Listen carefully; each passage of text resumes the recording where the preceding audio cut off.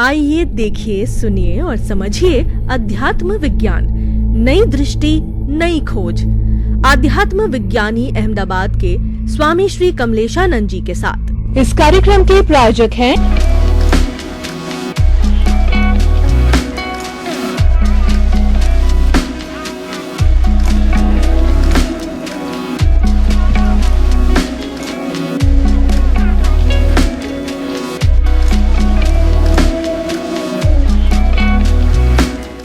भाई और बहनों, दर्शकगण, श्रोतागण, मातृशक्ति को नमन। कितना बड़ा सिद्धांत, कितना बड़ा विज्ञान, सरल भाषा में, सरल शब्दों में, अनुभव के माध्यम से गांव का अनपढ़ व्यक्ति भी आसानी से इसको समझ सकता है। यानी ये अध्यात्म विज्ञान सर्वग्राही है और ये शब्दों से, भाषा से, शास्त्रों से जो नहीं किया जाता, मात्र इसको अनुभव से जाना जाता। और अनुभव कौन करेगा? जीवित प्राणी में से मनुष्य ही इसको अनुभव कर पाएगा, क्योंकि मनुष्य के पास में पूरा डेवलप्ड ज्ञान है। तो स्वामी जी का ये अध्यात्म विज्ञान वास्तव में ये सेक्युलर है हमारे संविधान के अनुसार, और ये धर्मनिरपेक्ष है, ये धर्म से ऊपर है, ये मानव धर्म है, ये सर्वग्राही है। इसीलिए इस विज्ञान को ज़्यादा से ज़्यादा हम फैलावें, हृदयंगम करें, आत्मसात करें। ये हमारे लिए बहुत बड़ा लाभ का विषय है। स्वामी जी, हम दादा भगवान के सूत्रों की बात कर रहे थे, जो कि फाइलों का संभावपूर्ण निपटारा करना चौथी जो आज्ञा के अंतर्गत थे, उसका पूरी जो हम व्याख्या कर लें, 3 व्यावहारिक सूत्र तो हमने लिए थे, 2 व्यावहारिक सूत्र बच गए। एक तो था भुगते उसकी भूल, यानी कितना सिद्धांत है कि जो भुगतता है उसकी भूल है, भुगताने वाले की भूल नहीं। और दूसरा हुआ सो न्याय। हम तो न्यायालय के अंदर किसी के प्रति अपील दायर करने जाते हैं, केस करने जाते हैं, पर वो कहते हैं कि जो कुछ आपके साथ घटित हो रहा है, ईश्वर का प्रसाद मानकर उसको स्वीकार करो, हुआ सो न्याय।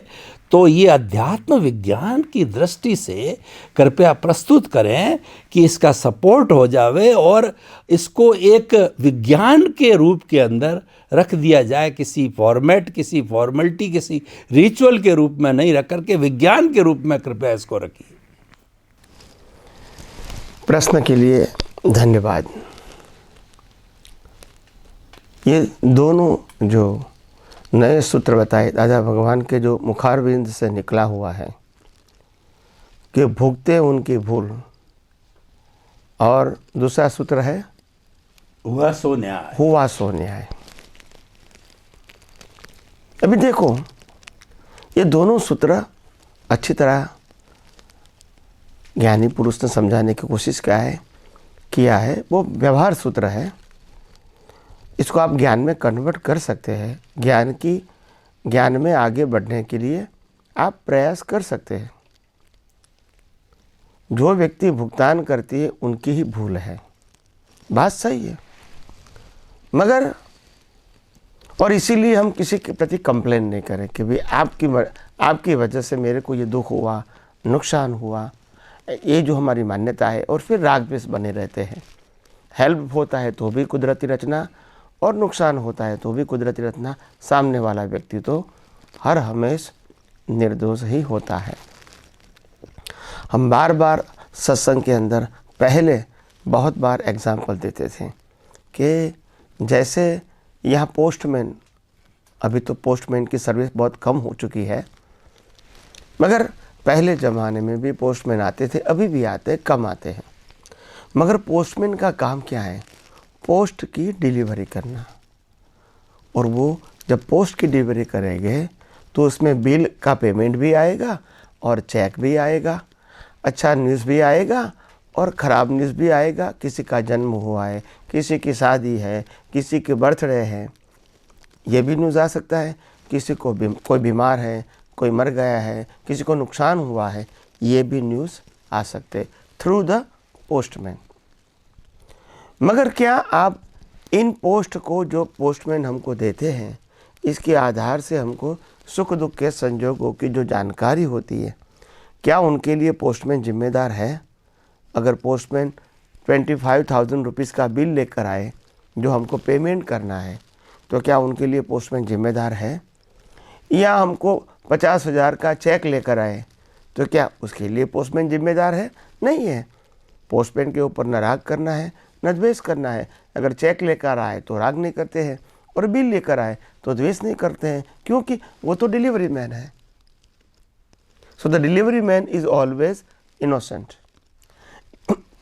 ऐसे हमारे जीवन के अंदर हमारे अलावा जो कुछ भी लोग मिलते हैं, माता पिता के रूप में, भाई बहन के रूप में, पति पत्नी के रूप में, बच्चे के रूप में, फ्रेंड्स के रूप में, नेबर के रूप में, रिलेटिव्स के रूप में जो कुछ मिलते हैं, ये सब हमारे लिए पोस्टमैन है।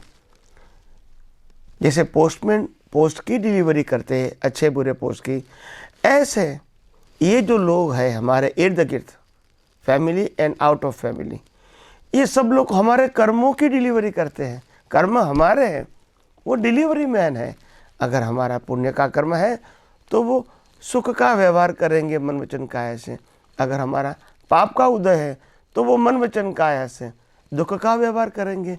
मगर व्यवहार करने वाला व्यक्ति पोस्टमैन होने के नाते कभी भी दोषित नहीं हो सकता है। तो इसी प्रकार से हम जगत को निर्दोष देखने की कोशिश करेंगे।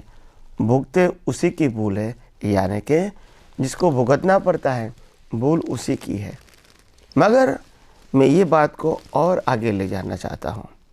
वास्तव में व्यवहार में तो ये कहेंगे कि जो व्यक्ति ने भुगतान किया उसकी भूल है, मगर कुदरत का कानून अगर समझोगे तो मालूम होगा कि आखिर ये जो मन वचन काया है वो कर्मों की भुगतान के लिए है, उनकी भूल नहीं है। ये फ्रेश बॉडी मिली है, अगले पिछले अवतार में जो हमने कर्म किया था उसकी भुगतान के लिए मिली है। तो ये बॉडी की गलती कैसे हो सकती है? अगर मैंने नरक गति जैसे कर्मचार्य किया तो नरक गति में मेरा जन्म होगा और बॉडी मिलेगी। तो क्या वो पाप वहाँ किया है हमने, वो बॉडी ने किया है? क्या आप ऐसे मानोगे? तो बात तो गलत है ना। और इसीलिए ये बॉडी की गलती नहीं है, ये बॉडी कर्मों की भुगतान के लिए कुदरत ने दिया है।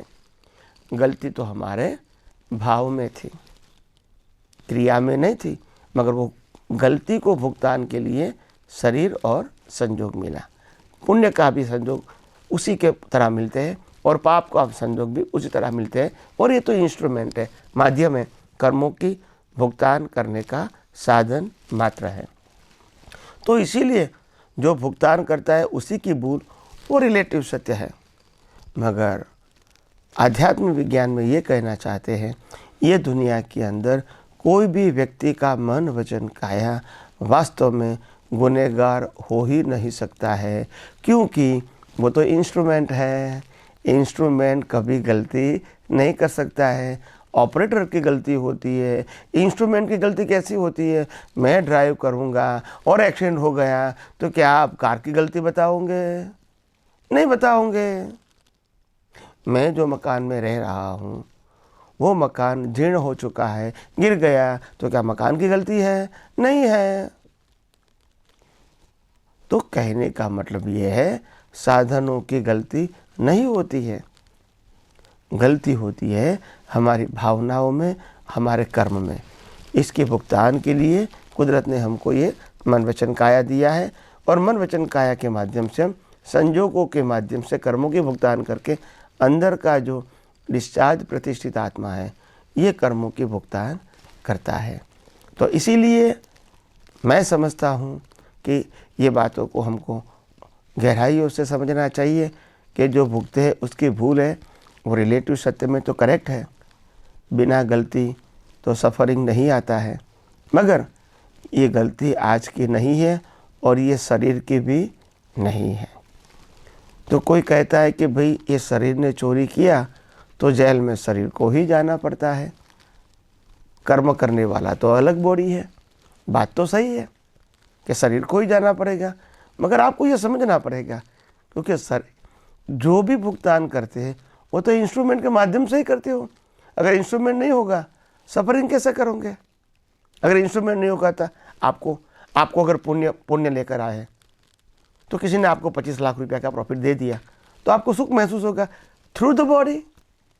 तो पुण्य तो अंदर की बात है और स्थूल संयोग बाहर की बात है। और स्थूल संयोग का अनुभव कौन करेगा? शरीर के माध्यम से तो करोगे ना। पैसा किसी ने किसी को डायमंड दिया तो शरीर को ही मिलेगा ना डायमंड, तो अनुभूति अंदर वाले को होगी।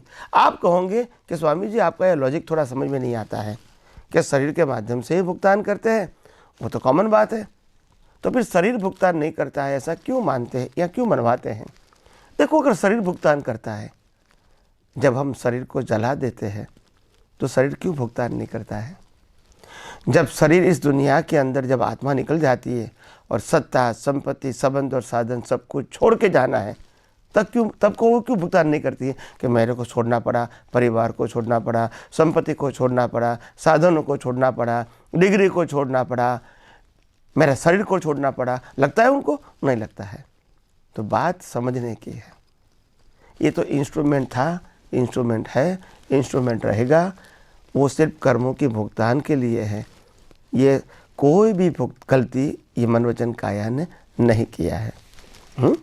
तो जरा गौर से ये बात समझनी है। तो जो भुगते हैं उनकी भूल वो आपको शायद समझ में आ गया होगा। दूसरी बात जो ये थी कि हुआ सो न्याय। अच्छा सूत्र है बहुत। जो हुआ वही न्याय है और वास्तव में सही है। कुदरत कहती है मैं सबको न्याय तो देता हूँ, मगर आप न्याय के ऊपर न्याय खोदते हो। कैसा क्यों हुआ? कुदरत ने कहा यही तो न्याय था भी, मैंने कुछ नहीं किया है तो मेरे को वनवास क्यों जाना पड़ा? कभी राम ने पूछा भाई मैंने कुछ नहीं किया है तो मेरा जन्म जेल में क्यों हुआ? कभी कृष्ण ने पूछा भाई मैंने कुछ नहीं किया है तो मैं अपने माता पिता से पैदा होते अलग क्यों हो गया? कभी पूछा भाई मैं झोपड़ी में क्यों पैदा हुआ? कभी आपने अपने आप को पूछा भाई मेरा कलर काला क्यों है? कभी अपने आप को पूछा? कभी नहीं पूछा। क्योंकि आपको मालूम है कि हर बातों के अंदर जो संजोग आते हैं वो हमारे कर्मों के फल स्वरूप आते हैं। और इसीलिए हुआ सो न्याय का मतलब होता है जन्म से मौत तक जो भी होता है वही तो न्याय है। न्याय का मतलब होता है हमने जो कर्म किया था उसका फल देने वाला कुदरत है और कुदरत न्याय करता है, कभी अन्याय नहीं करता है। कुदरत का एक ही कानून है, जिसको सजा मिली है वो निर्दोष हो नहीं सकता है, और जो निर्दोष है इनको मैं सजा दे भी नहीं सकता हूँ। ये कुदरत का कानून है। और इसीलिए हमको अगर अच्छे या बुरे संजोग मिलते हैं तो दोनों को स्वीकार करो, यही हमारे कर्मों का फल है। तो इसीलिए जो हुआ सो न्याय का मतलब होता है हमको और ज़्यादा न्याय खोजने की आवश्यकता नहीं है। और अगर आप कुदरत के न्याय के ऊपर भी न्याय ढूंढोगे तो अवश्य सामने वाले व्यक्ति की या खुद के मन वचन काया की ही भूल दिखेगी, मगर ये मार्ग सही नहीं है। ये शायद सामाजिक या धार्मिक हो सकता है मगर आध्यात्मिक नहीं हो सकता है। हमको कई लोग कहते हैं कि दादाजी स्वामी जी, जो ज्ञानी पुरुष दादा भगवान ने बताया है कि निज दोष दर्शन से निर्दोष दृष्टि, इनके ऊपर किताब भी बनी हुई है 300 पाने की। तो निज दोष दर्शन से निर्दोष दृष्टि जो बताई गई है उसमें साफ लिखा है कि मन वचन क्या है कि हर अवस्था में सभी व्यक्तियों को निर्दोष देखकर खुद को ही दोषी देखेंगे, यही उनका अल्टीमेट सॉल्यूशन है। ये बात रिलेटिव सत्यता के आधार से अच्छी लगती है और अच्छी है भी, आध्यात्म विज्ञान के आधार से सही नहीं है। आध्यात्म विज्ञान साफ बोलता है ये आपका मन वचन काया, यह ब्रह्मांड के कोई भी व्यक्ति के मन वचन काया कुदरती रचना के अधीन ही है। इसलिए मन वचन काया दूषित है, वो तो प्रिंसिपल ही नहीं है। मगर हाँ, मन वचन काया के माध्यम से हम कर्मों के भुगतान हर शरीर को करना पड़ता है, ऐसे ये शरीर को भी करना पड़ता है। तो हम अपने मन वचन काया को दोषित नहीं देखें और दुनिया को निर्दोष देखेंगे तो दुनिया को निर्दोष देखते वो दृष्टि सही है, मगर अपने मन वचन काया को दोषित देखते हैं वो दृष्टि सही नहीं है। अपना मन वचन काया भी कुदरती रचना है और दुनिया के हर व्यक्तियों का मन वचन काया कुदरती रचना है। इसको सिद्धांत बोलेंगे। ये जो अपने को दोषित देके दुनिया को निर्देश देखना वो धार्मिक और सामाजिक बात है, वो सनातन सत्य नहीं है। सनातन सत्य में सिद्धांत सभी जीवों के लिए एक ही होता है, उसमें पार्टीशन नहीं होता है। तो पार्टीशन का मतलब होता है रिलेटिव सत्य। रिलेटिव सत्य मतलब गलत नहीं, रिलेटिव सत्य का मतलब होता है व्यवहार सत्य, जो आम लोग भी स्वीकार करते हैं। सनातन सत्य का मतलब होता है कुदरत का कानून, जो सबके लिए एक था, एक है और एक ही रहेगा। तो इसीलिए ये आध्यात्म विज्ञान के अंदर हम जैसे जैसे विज्ञान को समझते जाएंगे, आपको हर बात धीरे धीरे समझ में आएगी। और मैं समझता हूँ, मैं मानता हूँ कि जैसे जैसे विज्ञान समझेंगे तो आपको सामाजिक और धार्मिक व्यू पॉइंट क्या है और आध्यात्मिक व्यू पॉइंट क्या है, आध्यात्मिक सनातन सत्य क्या है, आध्यात्मिक कुदरती कानून के ऊपर जुड़ा है वो बात क्या है, आध्यात्म के अंदर आर्ट ऑफ विजन की बात किया है वो क्या है, धीरे धीरे आपको समझ में आएगा। और मैं समझता हूँ आप सब लोगों की दृष्टि धीरे धीरे परिपक्व होगी। तो आइए हम सब यही विज्ञान को और आगे समझने की कोशिश करें। स्वामी जी आपका बहुत बहुत धन्यवाद। अध्यात्म विज्ञान के फाउंडेशन के अंदर जो दो बहुत बड़े सिद्धांत है कि मन वचन काया तथा उससे जुड़ी हुई अवस्था मात्र कुदरती रचना है, 5 इंद्रियों से दिखाई देने वाला वो सारा भुगतान है, एक सिद्धांत। दूसरा मन वचन काया से मुक्त में ज्ञान दर्शन वाला अनंत ज्ञान अनंत दर्शन अनंत शक्ति अनंत सुख का धाम शुद्ध आता हूँ। ये दोनों सिद्धांत इतने पावरफुल है कि इसको हम डीपली जा कर के देखें। और आप तो 24 घंटे इसी का ही जो व्याख्यान करते हैं, हर व्यक्ति इसको अगर डीपली जा कर के देखे तो आज विश्व में बहुत बड़ा सुधार आ सकता है, क्योंकि ये सिद्धांत है। सिद्धांत होता है वो विज्ञान होता है, वो परमानेंट होता है, कभी बदलता नहीं है और पूरे विश्व के अंदर एक सा लागू होता है, क्योंकि वो सनातन सत्य कुदरत के कानून पर आधारित होता है। स्वामी जी इससे जुड़ी मैं एक बात करता हूँ, हालांकि है रिलेटिव सत्य की बात, लेकिन हुआ सो न्याय आपने बहुत सुंदर कहा, एक्सेप्टेबल है और बहुत अच्छी बात है, मान के चलना चाहिए। व्यक्तिगत तो बहुत अच्छा लगता है, लेकिन आज पूरे विश्व के अंदर ये जो न्यायपालिका आज की नहीं, ये न्यायपालिका भगवान ऋषभ के समय की बनी हुई है। तो अगर इस दर्शन को, इस विज्ञान को अगर ऋषभ भगवान से अब तक लागू किया होता, और आज तो उसकी इतनी विकृति आ गई है कि पूछो ही मत, हम सभी जानते हैं।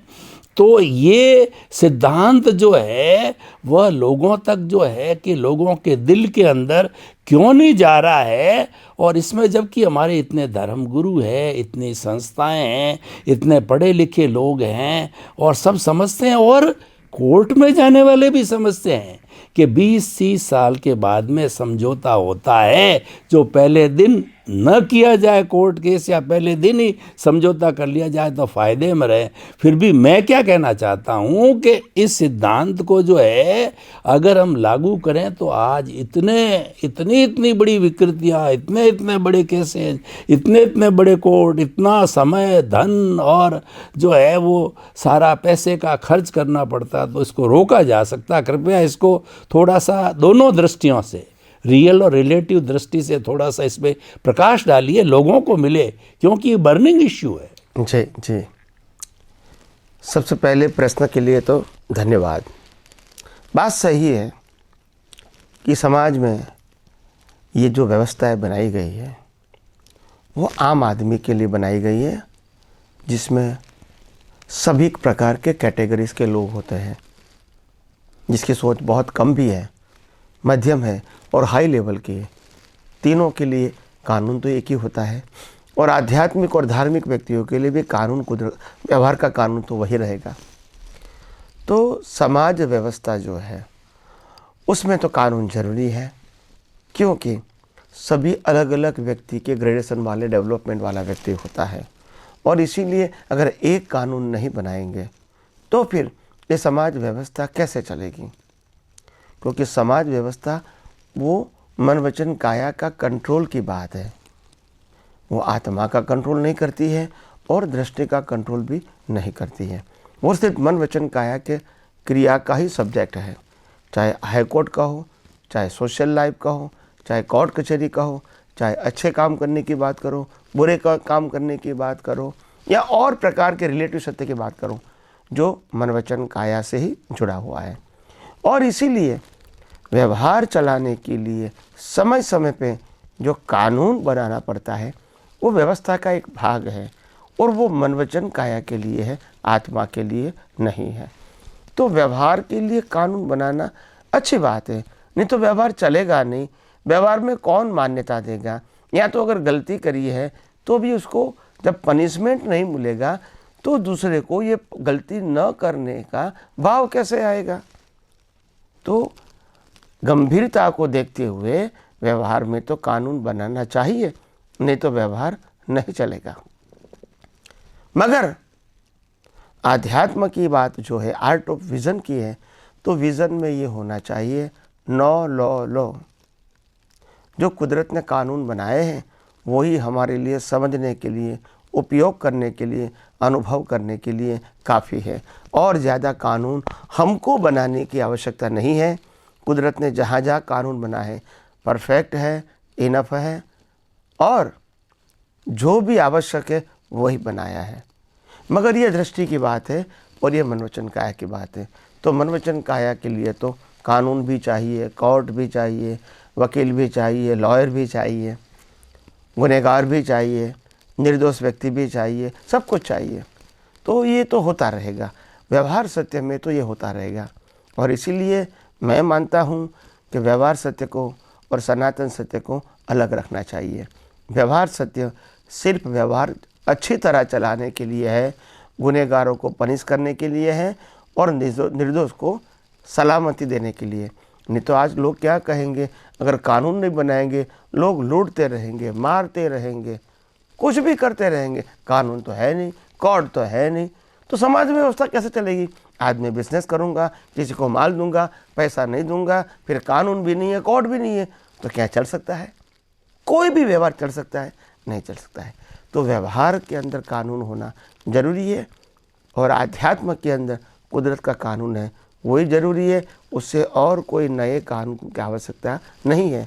तो आध्यात्म मार्ग में कुदरती कानून वही दृष्टि हमारी होनी चाहिए जो संसार से मुक्तता दिलाने के लिए सक्षम है। और व्यवहार जो रिलेटिव सत्य वाला है, कर्मों के भुगतान वाला, उसमें तो समाज की व्यवस्था के लिए कानून बनाना पड़ता है। धर्मों के अंदर भी संप्रदाय को चलाने के लिए, संस्था को चलाने के लिए नीति नियम बनाने पड़ते, क्योंकि वो व्यवहार है। आध्यात्म में कोई कानून नहीं होता है, आध्यात्म में एक ही कानून होता है, लॉ ऑफ नेचर। तो इसी तरह हम दोनों को सही दृष्टि से समझेंगे तो हमको मालूम होगा दोनों बातें अपनी जगह सही है, कोई भी गलत है ऐसा तो हम बोल भी नहीं सकते हैं, मान भी नहीं सकते हैं। तो इसीलिए हमने जो कहा कि आध्यात्म विज्ञान वो कुदरती कानून के ऊपर आधारित है, वो दृष्टि की बात है, और जो व्यवहार की बातें हैं वो सामाजिक कानून के ऊपर, कोर्ट कचहरी के कानून के ऊपर, हमने बनाए हुए कानून के ऊपर चलेगा। तो इसीलिए उसमें गलती है वो तो हम मानते ही नहीं हैं। तो आइए हम अपने दोनों को अलग रखेंगे और यही आध्यात्म विज्ञान को और गहराइयों से समझने की कोशिश करेंगे। स्वामी जी आपका बहुत बहुत धन्यवाद। कितनी सुंदर व्याख्या, क्षीर नीर की तरह। व्यवहार के नियम अलग है, निश्चय के नियम अलग है। निश्चय जो है वो हमारा दृष्टि विज्ञान है, वो हमारा रियल पुरुषार्थ है, वो हमारी चेतना ज्ञान दर्शन से जुड़ा, उसको अलग रखिए। और मन वचन काया जो जुड़ी हुई है वो प्रकृति से, कुदरत से जुड़ी हुई है, उसको अलग रखिए। दोनों के नियम अलग, कानून कायदे अलग, दोनों साथ रहते हैं, साथ लेके भी चलना है, अलग भी रहना है। बहुत सुंदर बात, ये समन्वय का जो सूत्र है ये अध्यात्म विज्ञान का बहुत ही सुंदर लगा, क्योंकि समन्वय के अंदर ही हमारी तरक्की है, आनंद है, सुख है और शांति है। तो आपके समन्वय सूत्र को पाकर के सभी दर्शकगण श्रोतागण बहुत लाभान्वित हुए। भाई और बहनों, आप हमारे साथ जुड़े रहिए, अभी तो अमृत की वर्षा और होने वाली है। आपका कोई भी जिज्ञासा, किसी भी तरह का प्रश्न हो, वो आप हमारे पर्दे के पीछे लिखे ईमेल, मोबाइल नंबर पर भेजिए, वो स्वामी जी तक जाएगा और आपके मुखारविंद से उसका स्पष्टीकरण अगले एपिसोड्स के ग्रुप के अंदर आपको मिलेगा। और इससे हम कृतार्थ होंगे। स्वामी जी सभी श्रोताओं की तरफ से आपको खूब नमन, प्रणाम। जय सच्चिदानंद। जय सच्चिदानंद। आइए देखिए, सुनिए और समझिए अध्यात्म विज्ञान, नई दृष्टि, नई खोज। आध्यात्म विज्ञानी अहमदाबाद के स्वामी श्री कमलेशानंद जी के साथ। इस कार्यक्रम के प्रायोजक हैं